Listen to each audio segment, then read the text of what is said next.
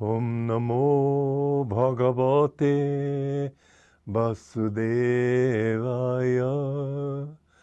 Om Namo Bhagavate Vasudevaya.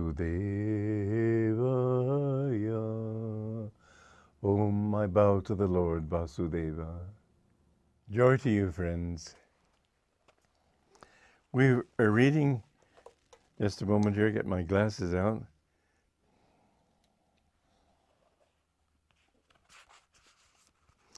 We're reading the 40th stanza of chapter 2. In this path of yoga, there is no danger of unfinished business, nor are there latent within it the opposite canceling effects of duality.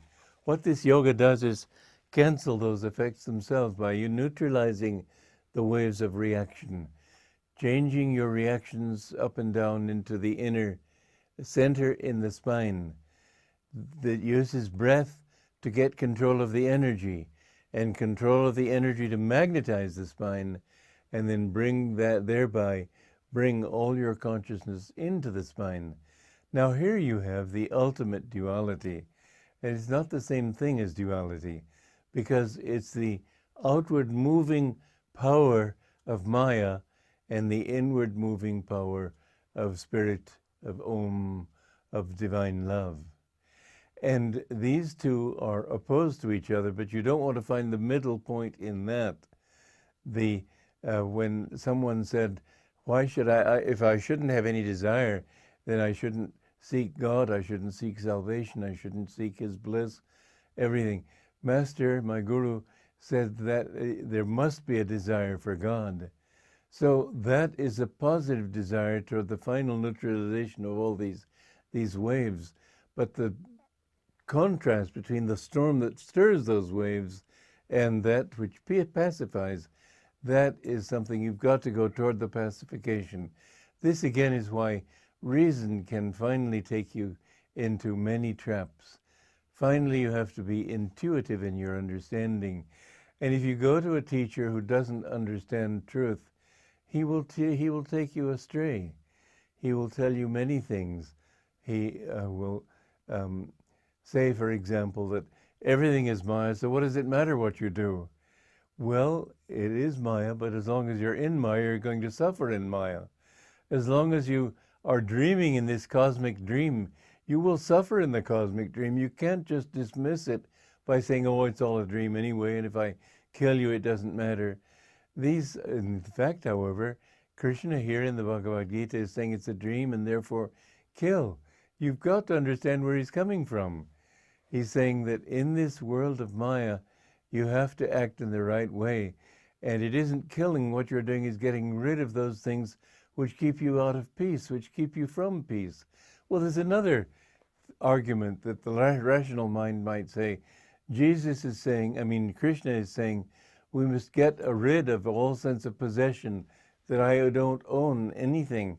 And yet the Mahabharata is, the war of Kurukshetra, is a war of these warriors, the Pandavas, trying to reclaim their kingdom.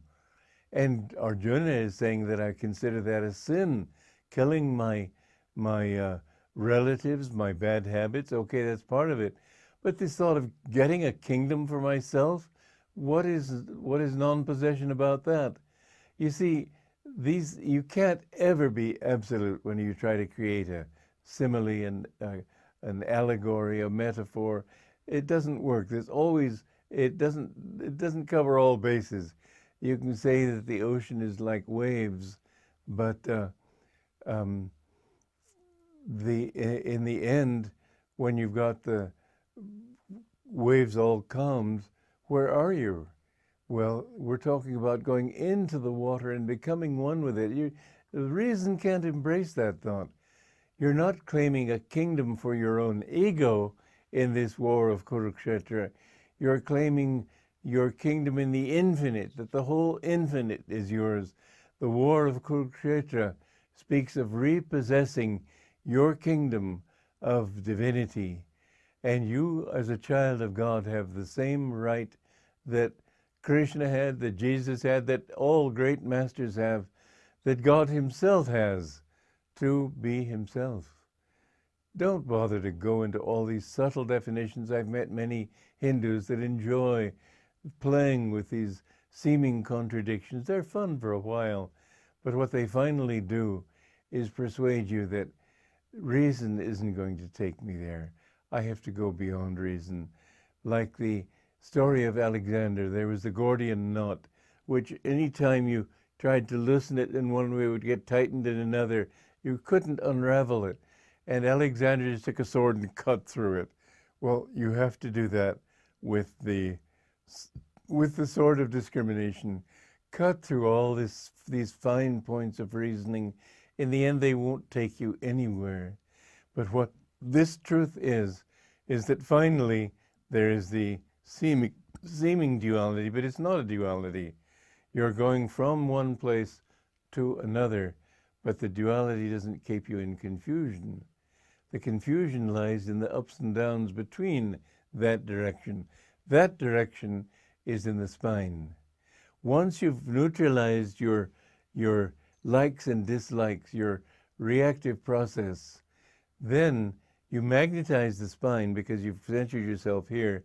That magnetism draws your consciousness into the spine, and that is when the Kundalini power at the base of the spine will rise and unite with the infinite. In that unity, yoga means union. And when you've united yourself in yourself, you become one with reality. You don't have to go outward and try this is what science tries to do. Get a complete knowledge of everything. Master used to say, don't worry about that. Don't worry about all the garden of the palace. Get to know the Lord of the palace, and then he will take you around and show you, and you will come to understand everything. In a great samadhi that Yogananda had in 1948, just a couple of months before I came to him, he said that Divine Mother took him all over the universe and people could hear him. He was outward as well as inward in this samadhi. And he was laughing and saying, oh, so that's how you do it. That's how you do it. Well, it's fun to think that someday we will reach that point where we understand everything. We know why he's done it, how he's done it, and so on. But in the beginning, we have to follow these rules to get down to that point of absolute concentration where we can penetrate through the ice at the little point of reference that we have, which is our own self. Center everywhere, circumference nowhere. But you can't cover all those centers. Just go deep into your own center. Once you discover who you are, you'll know everything. You'll be everything. And to know yourself really is to know God, because you are a manifestation of God, and there is no other realities.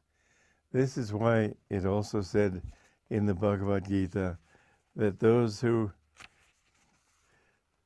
some people behold the soul in amazement, others describe it, the experience of it, as marvelous, and others hearing it listen and proclaim it wonderful. Truth is wonderful. Joy to you.